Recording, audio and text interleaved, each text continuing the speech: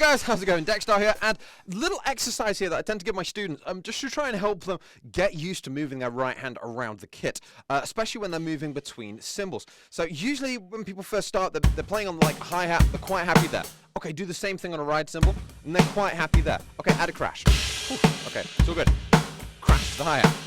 But this transition of going from a hi-hat to a crash to a ride, and then a crash back to the hi-hat, that can sometimes cause some issues. So this little exercise is just a really condensed exercise. It's only 8 notes long, but it's something that sorts out that problem and will give you confidence moving that right hand around and keeping a groove going. But also I've got a fairly complex groove going on underneath, just to try and catch you out as well. So 2 things we're focusing on here: moving the right hand to the right place and also getting this weird groove that I've applied as well.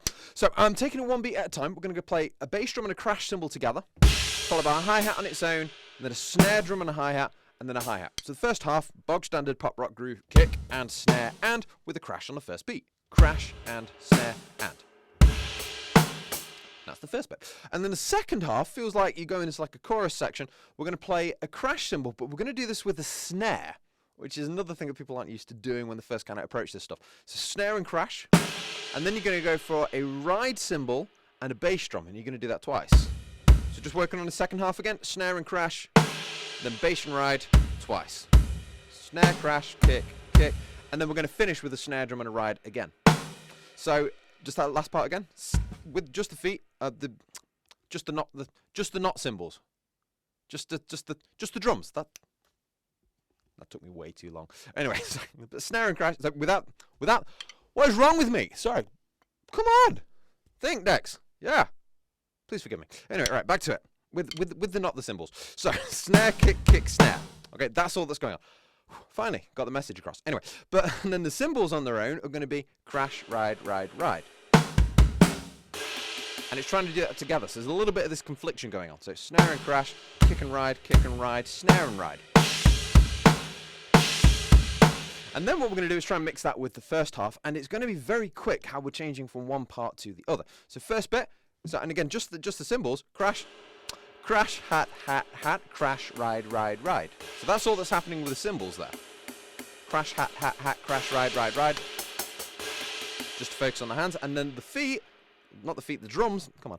So kick, snare, snare, kick, kick, snare, kick, snare, snare, kick, kick, snare. So you can see that's not an easy pattern going on, and especially while we're trying to do that at the same time. So it's this multi-layered stuff, and that's what catches people out. They're grooving, and I've got a cool groove happening kind of down here on the not the cymbals, and then what goes wrong is they go to like put a crash or move to the ride cymbal, and all of a sudden everything down here just gets really dull and boring. So it goes really simple. So we're trying to get this cymbal movement and keep everything else going on down there.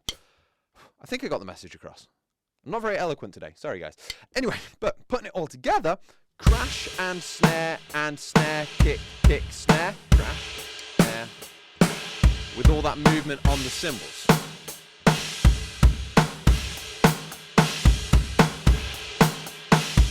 And if you want a real challenge, I want you to try and say the alphabet at the same time. A, B, C, A, B, C, D, E, F, G, H, I, J, K, L, M, N, anyway, so... And that's for multitasking if you want to really kind of push your independence. So, but that's a great test, by the way. I always give it to students when they're doing rudiments. Say singles, right, left, right, left. Okay, say the alphabet, A, B, C. It means they can focus on something while that's happening on its own. And then I say, okay, double strokes, right, right, left, left, right, right. A, B, C. Okay, right, do a paradiddle and say it. Okay, paradiddle, right, left, right, right, left, right, left, left. A, B, snap. So just doesn't work. So trying to keep it going and multitask at the same time. That means you've got it into your muscle memory. It can happen automatically, and you can talk at the same time. In the same way that teenagers, they can somehow walk down the street, talk to their mates, and text message on Insta Snap or whatever it is at the same time, and they can do all those things. It's multitasking, and it's because walking they can do, talking to the friends they can do mindlessly, kind of Insta Snapping, WhatsApping, they can do that kind of without thinking. So because they're so used to all those things, and then they multi-layer it. Well, exactly the same thing on the drums. Who would have thought that teenagers could help us study the drums and understand how learning works? Anyway, right, I'm rambling. I'm going to go chill out now. And so, you know, if I film too many lessons in a row, my brain just goes. Anyway, so just like a teenager. So I never really grew up. Anyway, so thanks so much for watching, guys. I hope you got some cool stuff out of that, just getting those layers together. And yeah, you take it easy, and I'll see you soon.